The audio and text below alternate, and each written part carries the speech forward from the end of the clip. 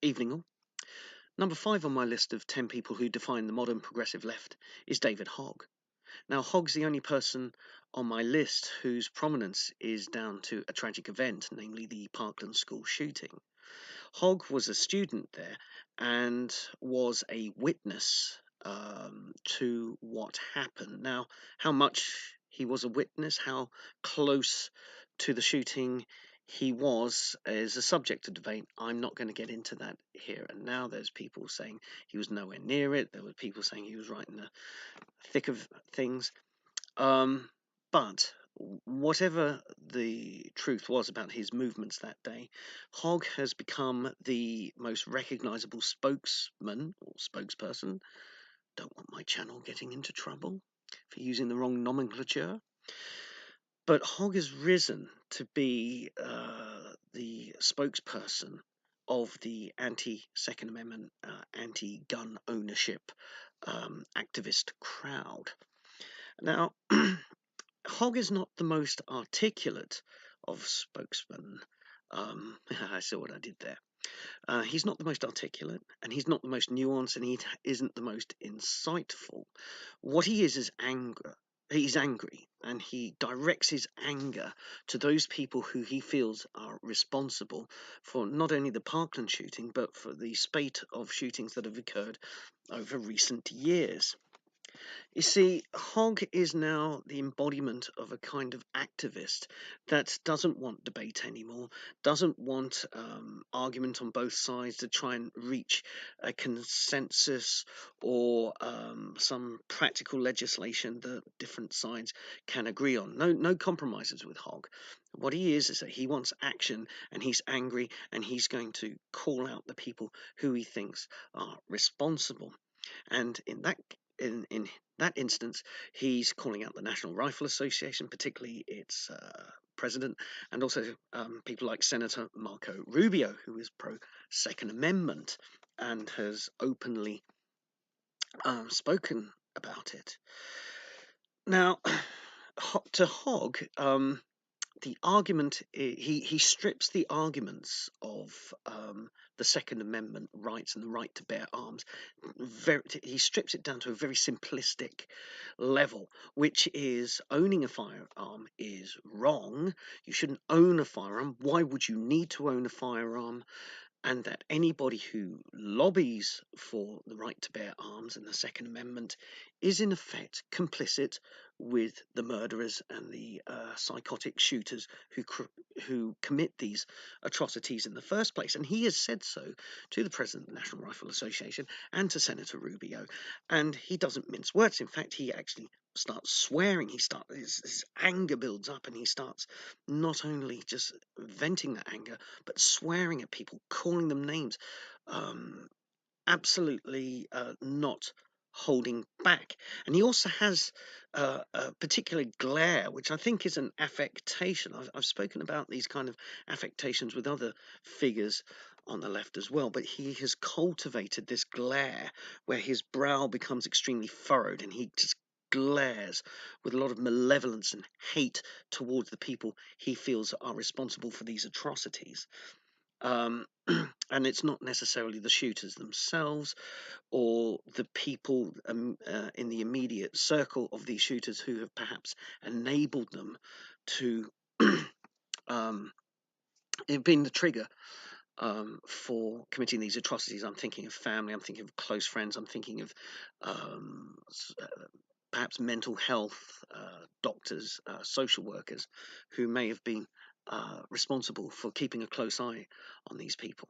No, he reserves this glare for people like Senator Rubio or anybody who disagrees with him on this subject. So he has the glare, and it's an affectation, it's an affected look, and it comes across like a mixture of Norman Bates from Psycho with Charlie X from Star Trek, as if he's going to physically melt someone's face if they don't agree with him with this glare. This is to show how angry he is, and anger drives David Hogg. And this is it's not an isolated thing. Hogg is perhaps the first prominent person in a new wave of young left-wing activists for whom civility is no longer an option, where it is direct and pointed and brutal confrontation is the order of the day. And we're seeing this played out. I've mentioned this with Owen Jones. And if you look at people like Maxine Waters, this is reflected again. The time of civility, the time of dialogue is over. The time of action, direct action, and violence against those who are responsible for harming and killing in our society. And the people responsible for harming and killing are not necessarily the people pulling the trigger, but the people who are standing up for laws that the activists consider immoral or unjust. Now, the strange thing about the Parkland shooting and Hogg's reaction is that it's not new, particularly if you're in on where I am in the United Kingdom, because something similar played out in 1997. We had a tragic school shooting then in the village of Dunblane in Scotland, and a man was an unhinged man who shouldn't have had access to firearms in the first place, went on a rampage. And in the aftermath of that, there were those, and I think it was in the Home Office under the last days of the John Major Conservative government, certainly in the Home Office and in the police service as well, who considered that certain procedures had not been followed and that the law needed tightening up in a few areas. But there were activists, notably a campaign called Snowdrop, which didn't have a David Hogg type figure. It didn't have a figurehead like him, but it had growing support as a movement. And they lobbied the incoming, after the 1997 general election and Labour under Tony Blair took over, they lobbied hard to get the firearms laws changed to an outright ban through using not nuanced and reasoned argument, but by being aggressive and going after people who legitimately own firearms and were not using them to commit crime, certainly not using them to commit murders. And there was a parallel that was drawn.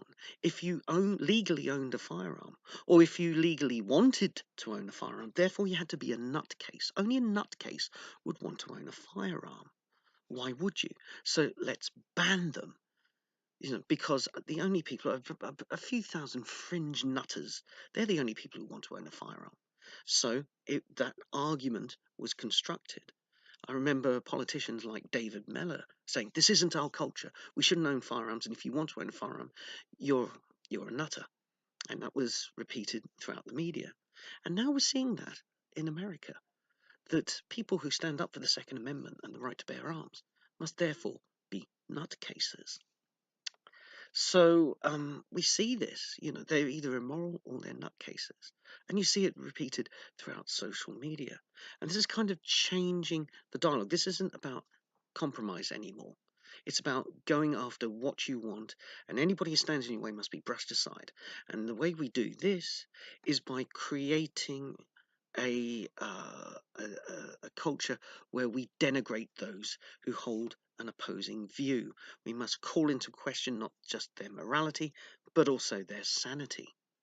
Now, the problem I have with this is that for every Parkland shooter or Las Vegas shooter that we have tens of thousands who do not use their firearms to commit a crime. So we have this amount of people committing the crimes and, well, a lot bigger amount of people who do not commit crime.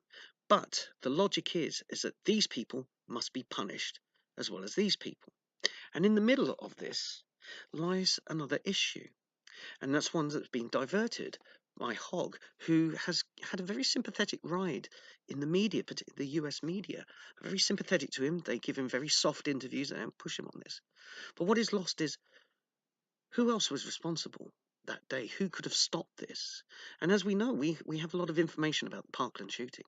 The FBI received information, they didn't act on it. The local police department had information, they didn't act on it. On the day, the Sheriff's Department of Broward County, I think I've got that right. If I haven't, do correct me in the comments below. They could have acted, but did not. But Hogg wants you to not look at that issue. He's stood up for the Sheriff's Department of Broward County and instead turned his attention and wants you to turn your attention onto the National Rifle Association and on those who believe in the US Second Amendment, the right to bear arms. So it's a case of trying to separate the mass rank and file of people away from the those who wish to own a firearm legally and not use them in any violent criminal act. And so we pinch that section of society off, call them nutters, and you're paving the way for your agenda, which is to repeal the Second Amendment. But if you push people, Hogg is very vociferous. I'll give him his credit. He sticks to his point. I almost said stick to his guns there. Oh, Freudian slip. But he sticks to his point that this is what he wants. But people in the media go, on the left-wing media go, oh no, we're in favour of the Second Amendment. But and then it all gets jumbled up. The media don't know what is an assault rifle, what isn't. They talk about assault revolvers, semi-automatic revolvers. They make these mistakes all the time. But they're hoping that the person sitting at home, the average person, won't notice this. And this is the issue with debating about the Second Amendment. Because I'm not going to sit here and say the Second Amendment is right or wrong. But what I am going to say is that it's extremely tricky. It goes to a lot of points about, is a Second Amendment needed? But then the concept of punishing law-abiding citizens for the transgressions of a few. And this is very much a left-wing idea, because at its core, what the left don't like is people having an interest in something the left doesn't approve of. And it's about coming in and telling people you can like this and you mustn't like that. You can't make up your own mind for you. We have to make up the mind for you. We have to tell you what is right and what is wrong. And this is where we are today. And this is what David Hogg and his death glare represent. The idea that these people know better than you and they're going to stop you from doing the things that you like, even though they may be within the law. And as we rapidly lose the light here, I am going to wish you a very good night and see you next time for number 6 on my list.